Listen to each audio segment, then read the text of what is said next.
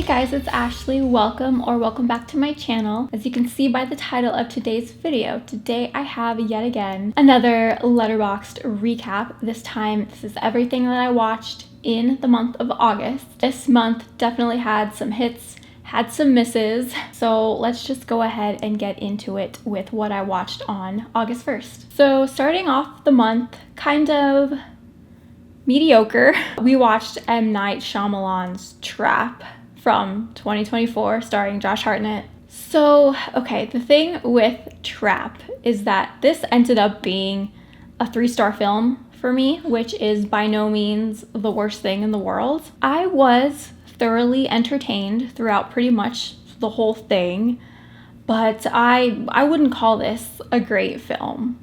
Personally, it had a lot of issues, especially with the dialogue and just the absurdity of it, which is fine. I don't need realism. I can kind of disregard that if I'm having a good time, which I did have a good time. It was really entertaining, and I love Josh Hartnett. I love to see him as the leading man. It did seem like he had a lot of fun with this role, so I love that for him. Would I recommend this though if you haven't seen it yet? Maybe if you know you like M. Night Shyamalan's films, or if you're just in the mood for an easy, cheesy thriller, then yeah, I would recommend it. Otherwise, not the greatest. Okay, so second film I watched in August was a rewatch for me. I was in the mood for a throwback, feel-good John Cusack film, so I popped in High Fidelity from 2000. I have always enjoyed this movie. It's a romantic comedy that has just a lot of charm to it, has a lot of great music. The dialogue is fantastic for the most part. Some of it might not have aged very well, but I can't be mad at it for that, honestly. And I just freaking love John Cusack, so this is 4 stars for me. Love High Fidelity. Okay, next film I watched in August. So Dalton and I in August were kind of in a found footage type mood. Basically, we were looking for found footage horror films that neither of us had seen yet, and somehow we stumbled upon The Collingswood Story from 2002. So this is an early post-Blair Witch found footage horror film. It's shot entirely through a computer screen, like a computer chat. And it's funny because as I was watching this, I kept thinking like, this reminds me of Halloween Resurrection for some reason. And you know, obviously it came out in the same year as Halloween Resurrection. It feels like it. Unfortunately though, this only ended up being a 2.5-star film for me, so kind of right in the middle. It just fell flat. The premise was good. I appreciated the early 2000s charm that it had. It started off actually being kind of refreshing to me, and I was excited for it, but unfortunately it just could have been executed so much better. Not a lot happens in the film, and the payoff was just so not satisfying at all. So I wouldn't really recommend this one unless you know you love early 2000s found footage horror and are completely fine with a movie where nothing happens in it like the whole time. Alrighty, so next film I watched in August was The Lost Boys from 1987. This was a rewatch for me, of course. I love The Lost Boys. I covered The Lost Boys on my channel years ago, but I rewatched it for a Patreon commentary, so go check out my Patreon if you're interested for the full-length audio commentary. But yeah, it's The Lost Boys. It's freaking amazing. What more can I say about The Lost Boys? 5 out of 5 stars. Okay, so next film we watched in August was a new release, and it was Dee Dee from 2024. This was such a heartwarming film. I really enjoyed this one. It's kind of like a coming-of-age story that takes place in 2008, so it resonated with me on a personal level because I was also that age in 2008, the same age as the character was in the film. Joan Chen is in this film from Twin Peaks. She actually has a monologue in this that made me tear up. She's phenomenal. But yeah, I won't say too much else about it. If you know you enjoy coming of age films, I highly recommend this one if you haven't seen it already. So next film we watched in August was yet again another new release, and it was Cuckoo. So this one is interesting because I was a fan of pretty much every single aspect of this movie except the plot. Like, I thought the acting was great, the soundtrack was awesome, cinematography was gorgeous. I just didn't end up being a fan of what was actually happening in the film. If you've seen it, maybe you know what I mean, but this wound up being only a 3-star film for me. I wanted to like it more, and maybe it is one that I need to rewatch. I only watched it the one time in theater, and to be fair, I wasn't in the best mindset, so I would be open to rewatching it just to see if maybe I view it differently, if maybe I like it a little bit more. But yeah, Cuckoo was okay.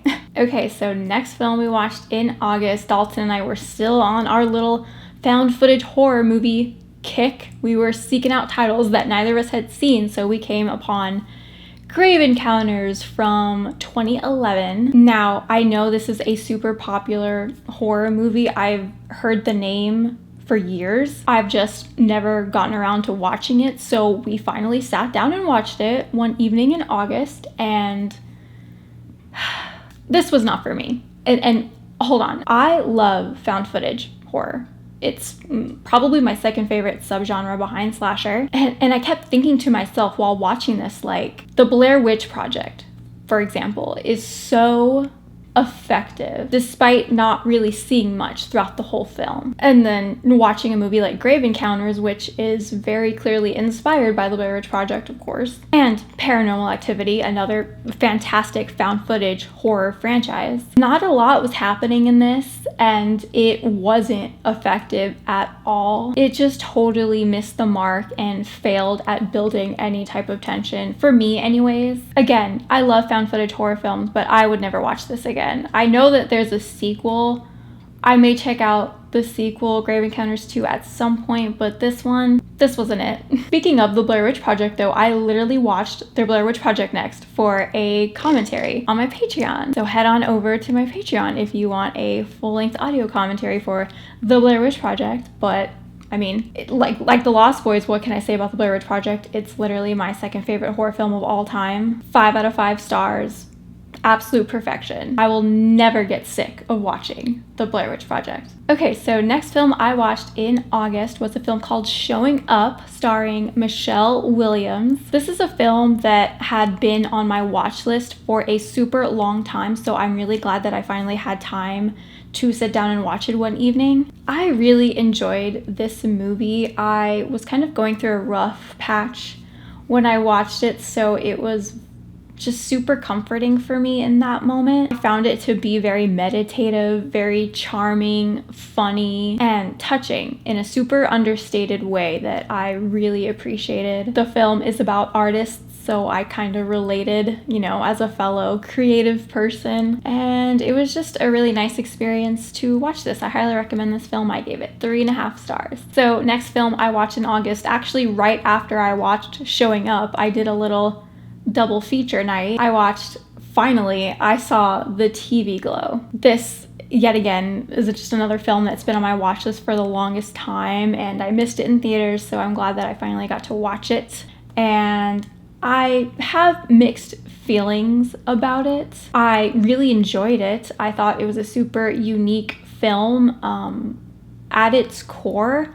I don't know if I was the targeted audience for it, but I do have a lot of appreciation for this film, even if I don't necessarily love every aspect about it. It is a striking film. I can kind of understand the Greg Araki comparisons, but I just could not get over how 2024 this film felt despite it taking place in the 1990s. Like, no, not at all. But it did make me tear up in a few points, so I can only imagine what it was like for others watching this, but I still really enjoyed myself. I give it 3.5 stars. and I think I would watch this one again. Okay, so next film I watched in August was Talk to Me from 2023. This was yet again another audio commentary for my Patreon, so head on over to my Patreon, guys. There's some fun commentaries on there so far. I know I'm just getting started with Patreon, but there's gonna be a lot more coming soon. But yeah, this is a super fun horror film. I remember I saw this twice back in theaters when it first came out last year. It's extremely disturbing on many levels. The acting is superb. The effects are awesome. It's just a super great horror film, and I had a blast rewatching it. This is a 4-star film for me, and personally, I'm super excited for the sequel. Okay, so the next film I watched in August was The Crow from 2024. So, the new Crow remake. We saw this opening night, actually.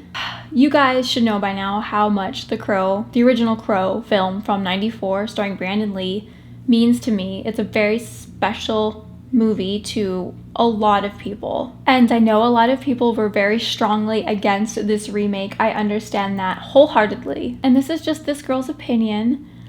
But while this film wasn't amazing, I really don't think it was the worst thing ever made. I think people are super over exaggerating, saying it's the worst thing ever created or something like that. Whatever people are saying, it's just simply not.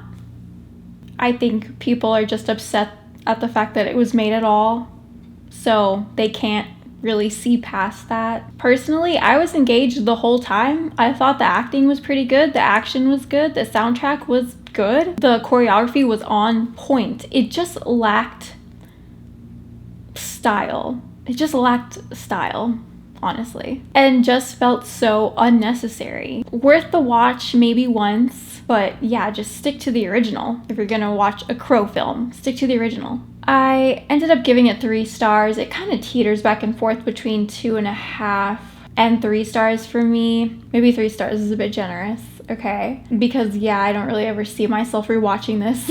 I'm just personally not as upset about it as other Crow fans are. Okay, so last film I watched in August was a rewatch for me of a classic. Although it had been such a long time since I've seen this film, it kind of did feel like a first time watch. And that was Repo Man from 1984. Dalton and I got to see this on the big screen at the Draft House, which was an awesome experience, of course. It always feels like such an honor being able to experience an older classic film in a movie theater on the big screen. And yeah, I freaking love this movie. It's a ride. It's such a blast. Anything from the 70s, 80s, or 90s that depicts punk culture, I love. Like, sign me up. This also has Harry Dean Stanton in it, so can't go wrong. Anyways, I'm so glad we got to watch this one. I really got to get my hands on the Criterion 4K release of this film, so that might be in my next physical media haul, so stay tuned. But yeah, this is a 4-star film for me. We definitely ended August on a high note. Okay, you guys, so that was everything I watched in August. Definitely had some hits, had some misses, and then had some ones that just kind of fell in the middle. So a bit all over the place, but that's totally fine. I watched some titles this month that had been on my watch list for a super long time, so that was great. I want to thank you guys for watching. Let me know what you guys watched in August. Check out my Patreon if you're interested. I'll have that and all of my other links in the description box below, so check everything out. Please take care of yourselves, and I'll see you in my next video.